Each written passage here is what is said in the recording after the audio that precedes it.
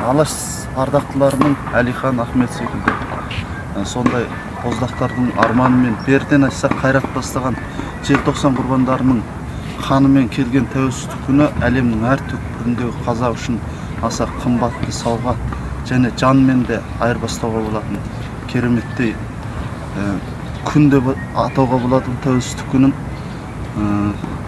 Сосында тек қана Қазақстан емес, және осы жер шарындағы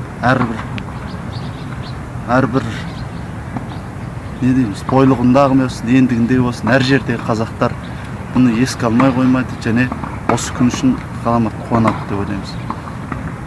Одан кейін Қазақстан туралы ол енді Азия мен Еуропаның орталығындағы экономикалық, саяси және жағрапиялық тұрғыдан аса бір тиімді жерде, болашағы шексіз екеніне бүтін әлем сенеді.